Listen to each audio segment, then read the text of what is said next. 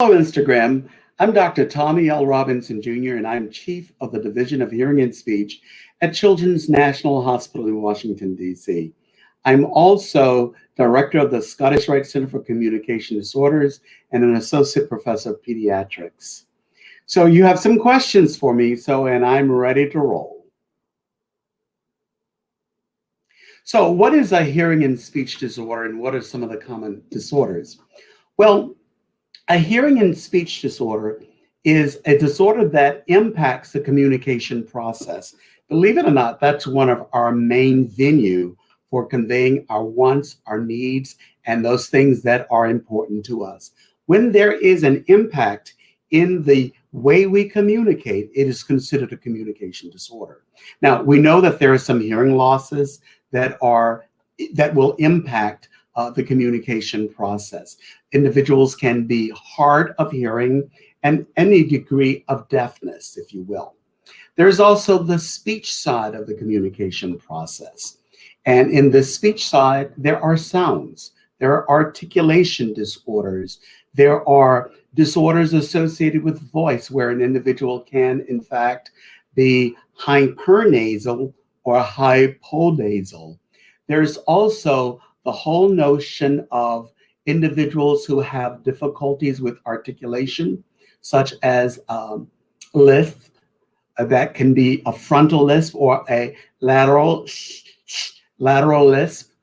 There are degrees of difficulties with the area of stuttering and other fluency disorders. That might include repetition of whole words, part words, and of course phrases. Individuals may also block during a stuttered moment, or they may prolong a sound. And then, of course, there are some other aspects of fluency as well. When it comes to language, there are individuals who are delayed in the production of language, but we also have individuals who have difficulties with understanding what is being said to them, as well as difficulties expressing themselves. So we have a variety of communication disorders. My tip to you would be, if there's anything that affects the communication process, where you're not understanding the individual or the individual is not responding to you, then you likely could have a communication disorder. And that's something you need to sort of think about and how you're going to deal with it. So let's go on to our next question. What should parents do if they suspect a child has a hearing or speech disorder? Well, I think that's an ideal time for parents to have a conversation with the pediatrician or the healthcare provider to discuss the next steps in the process. Often that includes seeking services from the speech language pathologist or the audiologist. The hearing testing process is pretty straightforward. We're listening to a series of beeps and sounds to discern if there is a hearing disorder and the extent of that hearing disorder. There's also the speech language evaluation, and of course that depends on your child's age. If it's a preschool child, it's engaging them in play and having a conversation with the parents, the caregivers, to discern what the individual is saying, how much the child might be saying, how much the individual is understanding.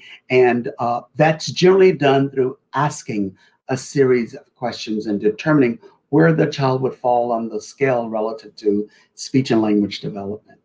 For older children, there's a more formal process.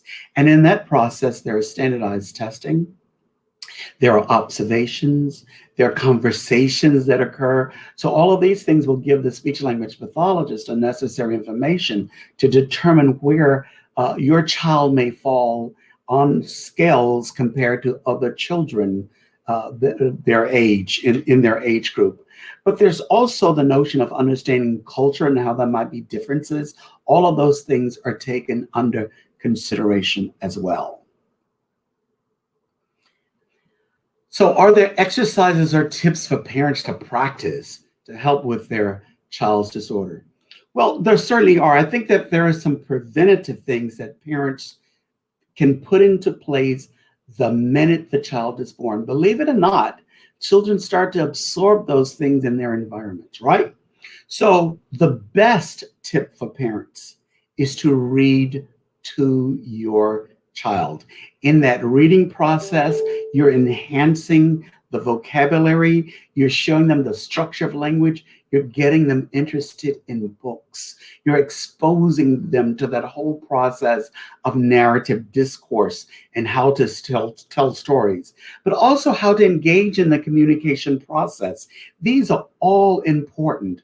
And, when you're out in the yard listening to different sounds and discerning what those sounds may be and talking about where the sounds come from and how they're made, all of these are tips that parents can use to enhance their speech and language development.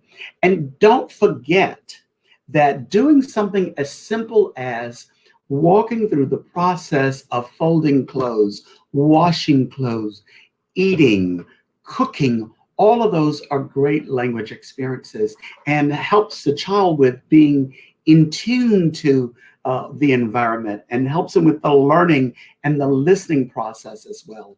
So these are just my tips for parents, and I hope that you will enjoy doing them, because what they will do is encourage you to engage in the linguistic process with enhancing your child's speech and language development. So thanks so much for listening.